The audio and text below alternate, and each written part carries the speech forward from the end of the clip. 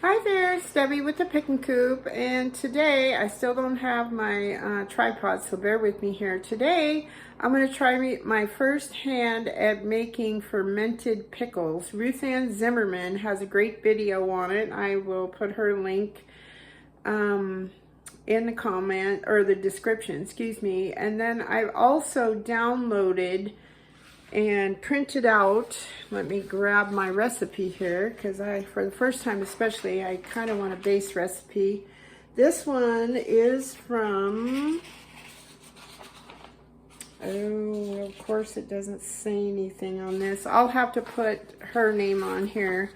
But this is a great recipe, it looks like, for first timers. So what you're going to need is sea salt, chlorine-free water, grape leaves, garlic, fresh or dried dill seed, black peppercorns, mustard seeds, red pepper flakes, and then a half-gallon jar. That's what I'm going to be putting them in, and then a lid that you're going to have to put on there loosely. So let me see if I can rig up my camera while we make this. Okay, well this looks like it's about as good as it's going to get. I've got my half-gallon jar. I have a bunch of freshly picked cucumbers that I've sliced.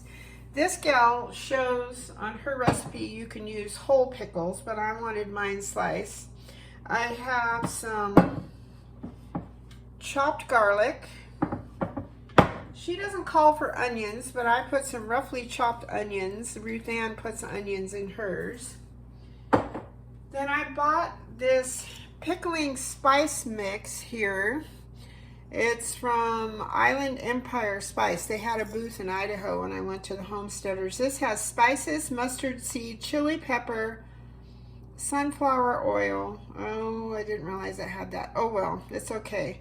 But it did not have black peppercorns, so I added black peppercorns to that. So you want about 2 tablespoons of pickling spice, and I added a teaspoon of black peppercorns and a heaping tablespoon of dill seed in there, and that's from my own dill. And then I have dried dill leaves just because I don't have a whole lot of fresh out in my garden. I've got 6 cups of room temperature water right over here. She calls for 4 tablespoons of sea salt, but I used 3 tablespoons because it's Redmond's and it's really, really fine. And let's see, we've got our jar. Oops, I had too many jars. Hold on. Oh, and grape leaves. I just went and I picked these off of my grape bush, washed them really good, and then I snipped the bottoms off just to make them easier. So here we go. I'm kind of excited about all of this. So I'm going to put my jar up here where you can see it. If I get it closer, you can't, well, I guess you can see it a little better.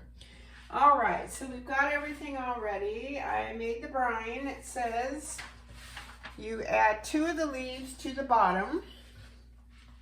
So I think she said like 5.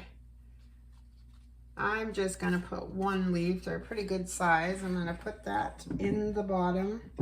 And white grape leaves, she says you can use oak leaves and you can use bay leaves if you don't have that. Most folks have bay leaves.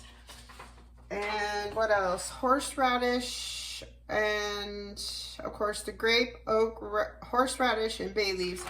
And the whole point being is these leaves have tannins in them. And the tannins, this is what it looks like in there. The tannins help, they kind of work like pickle crisp. They help keep your pickles crunchy. Okay, so then you've got that in there. Then you're going to add half of the garlic. So I'm going to add that to the jar. You don't have to be precise on this. She says to use, if you're using regular garlic, you use about 8 cloves, and I just roughly chop them. Then you're going to add half the dill. And she says to use 2 or 3 heads, fresh or dried. I'm just going to put those right in there like that. And then you're going to use half of your, I mixed these all up, the dill seeds, pickling, spice, and everything. I'm going to stir them around. So we're going to put half of that down in there.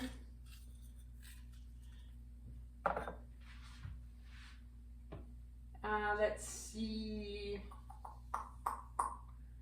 half of the cucumbers, but what I'm going to do is I'm going to add a handful of cucumbers and a couple of chunks of onions, just so. Then I'm going to do another handful of, kind of layer those, I guess. So we got it about halfway, and then I imagine she says 2 leaves on top of the cucumbers, so I'm just going to do one of the biggest ones, or just one. So that way you have a leaf in the middle, leaf of your choice, I should say. Then I think you're going to start the whole process over again. Yep, second half of your garlic. Second half of your pickling spices. And second bunch of dill. Oh, this smells wonderful. And this is from last year, and it dried so nicely. All right, so we got all that.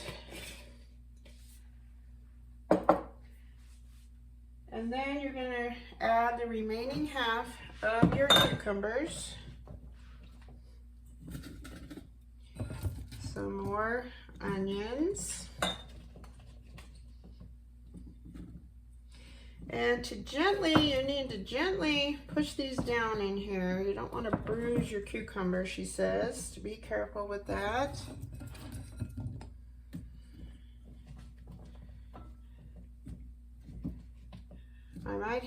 I didn't calculate for the onions. I might have too many cucumbers. I'll have to eat them for lunch. Oh, darn. All right, so that's pretty smushed down in there. I'm going to eat one.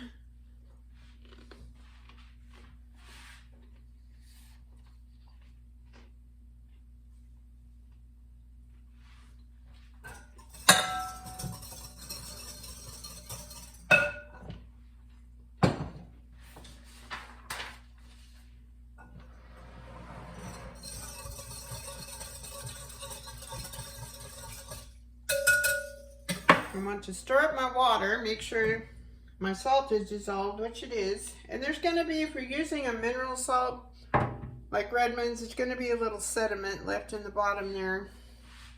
So to fill your jar, within 1 inch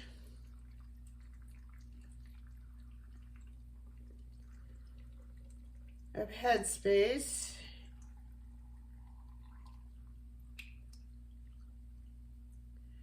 which that's right about there.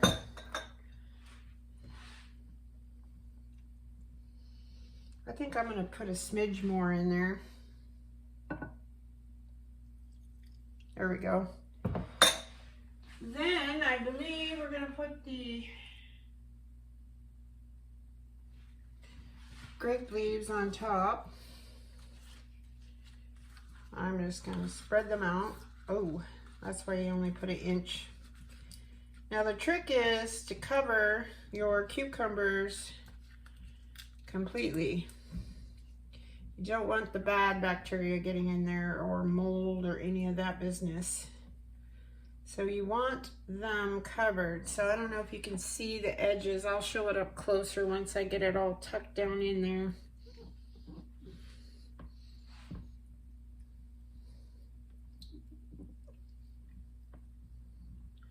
All right, so that is covered. Let me grab a towel.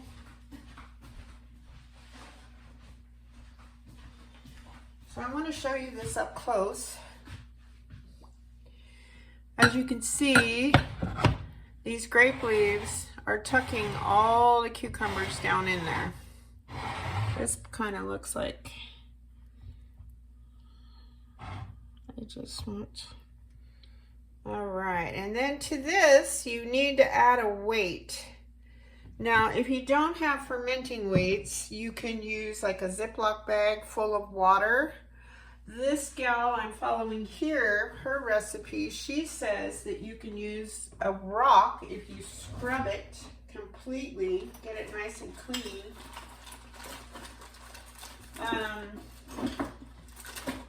You don't want to introduce any dirt or bacteria in there. And the rock, she says, must be covered with the liquid. And I have a weight, I forgot to show it to you, I'm sorry. My lovely sister ordered a bunch and she gave me some. So it's kind of nice because it has a little handle. This fits wide mouth. I don't know if it'll fit in the small mouth or not. I don't think so. So I'm going to show this up close in just a moment. So that is completely covered with your liquid, your salt water. So I'm going to show you what this looks like. Bear with me. Okay guys, this is what it looks like up close. I don't know if you can see the water level. My finger's right here, but my weight is completely submerged. And that's what you want. So it creates a seal over the food that you're fermenting. And this is what she looks like. I'm very excited. So I'm going to go ahead and cap this off and put today's date on there. And then once we get it to where we want it, you are going to want to put it in the refrigerator. That slows down the fermenting. And I think she said that these will stay in the fridge for like 3 to 4 months. So that's kind of a cool thing, because I'm thinking, man, that's a lot of pickles to eat. I hope we like them. Well, good luck, and I hope this encourages you to try this. And I'll talk to you later. Bye-bye. All right, this gal says that if you don't have a lid for this, you can use a cloth, kind of like I do for my kombucha, with a rubber band over it.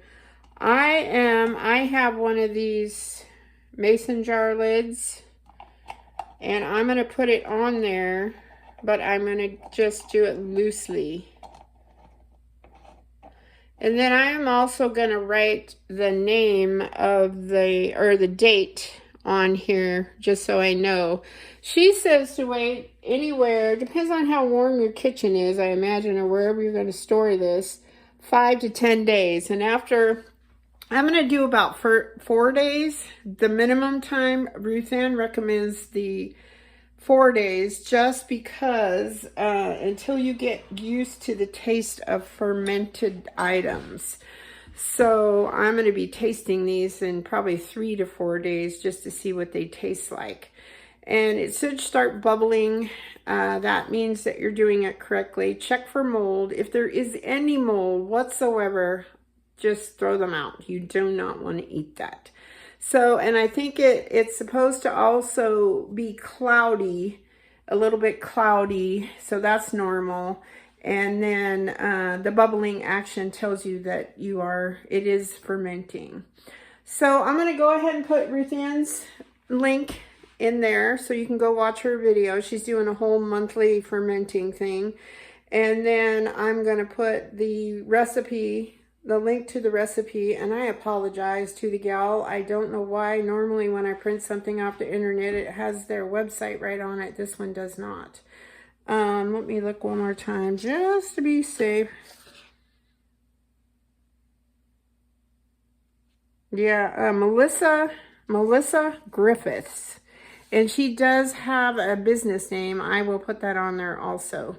So I hope the sun is shining where you are. I hope you have a great day. I hope you brave the fermenting world. I'm really excited about it. I just learned that I like sauerkraut.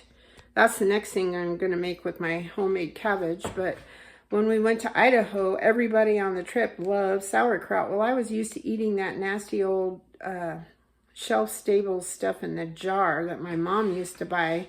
Well, if you do sauerkraut, and once you get it to where you want it, once you ferment it and put it in the refrigerator, and do not can it because that kills all the stuff. The cabbage is still crunchy. It's delicious. You can put, the one she bought me has horseradish, which I love, and mustard seeds, and it's delicious. And then have a tablespoon or two daily or with each meal, and it's so good for your gut. So give it a try, you guys. Have a great day, and thanks for watching.